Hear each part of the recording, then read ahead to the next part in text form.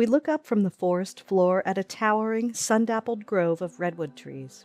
How could you contain the magic that's in this place? Tony Fletcher, camp director. Camp created by and for the blind. A picture of Rose Resnick, camp founder, is followed by views of landmarks on the camp property, including the entrance sign, dining hall, and lake. Matthew Beard, head chef. Coming to Enchanted Hills gave me the space to not have to worry about my visual impairment and just be a kid. Families enjoy camp together by swimming, playing music, and dancing.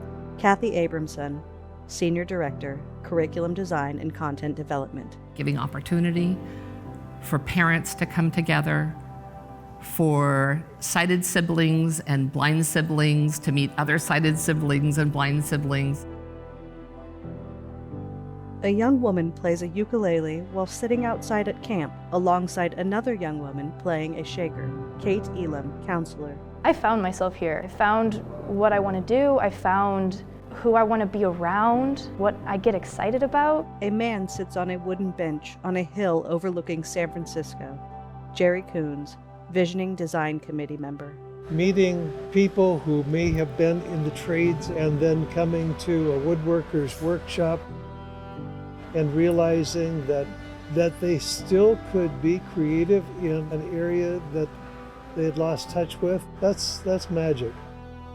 Dr. Jeff Buckwalter, Access Technology Trainer. It was just a life-changing experience for me. People navigate at camp using white canes and guide dogs. Bobby Pompey, Independent Living Skills Specialist. The hard truth is that the world is just not built for blind and low vision people. Enchanted Hills is one place that is.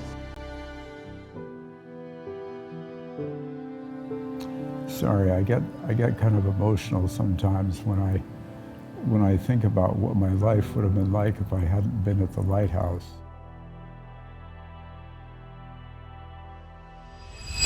Matthew Beard sifts debris through his hand at the site of a camp building destroyed by the fire in 2017. I had almost every single item that I've ever owned in that house. Images appear showing damage to camp buildings right after the fire. Helen Schneider, architect. I still remember our first drive to camp.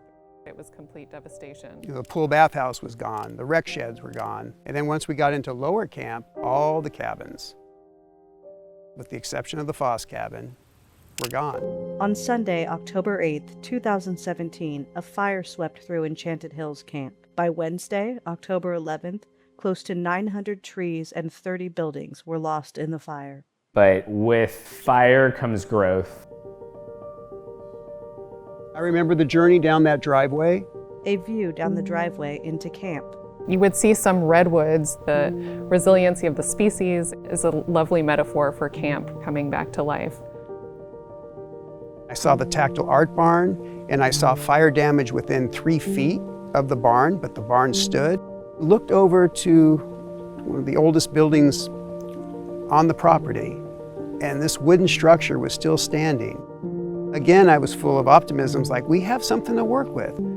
Construction vehicles move through the property.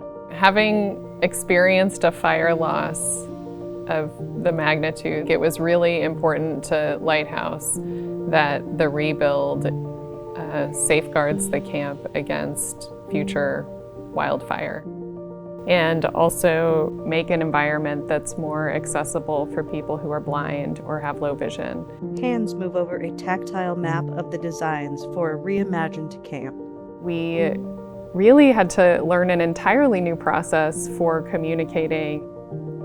We learned with the Lighthouse Mad Lab how to create tactile prints. We built a large three-dimensional model of the site so we could communicate the really diverse terrain. Anytime we were showing renderings, we would couple with a very descriptive explanation of what was shown on the screen. Original and new buildings are visible among the redwoods around the property.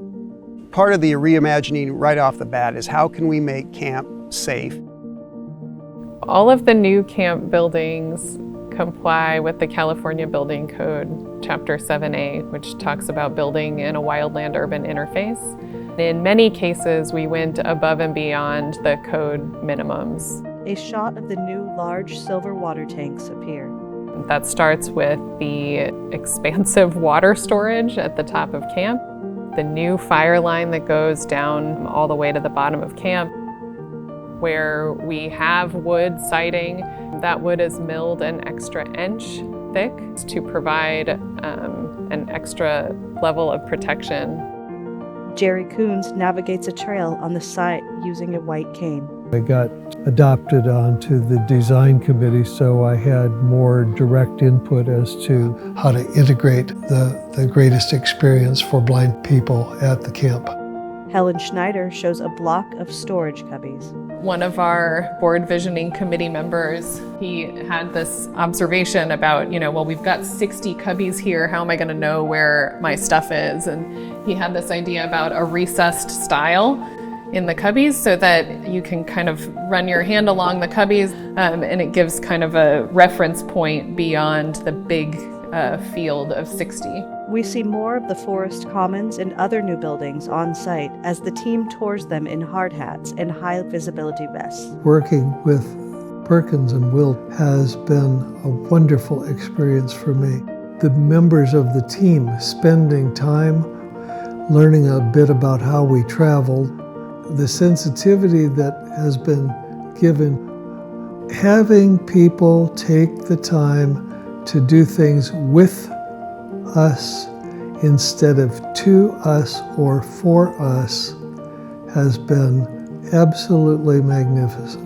Now we see the buildings in active use by campers and other visitors. What I dream of, with all of our beautiful cabins being designed and the new buildings, that this will be a worldwide campus for the blind.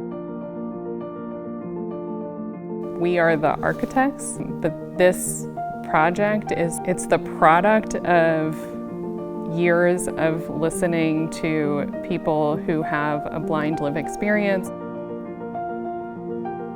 This is my first time working with blind and visually impaired clients. It will forever change the way I approach design and the built environment. A film by Devon Salters. Logos appear. Lighthouse for the blind and visually impaired. Perkins and Will.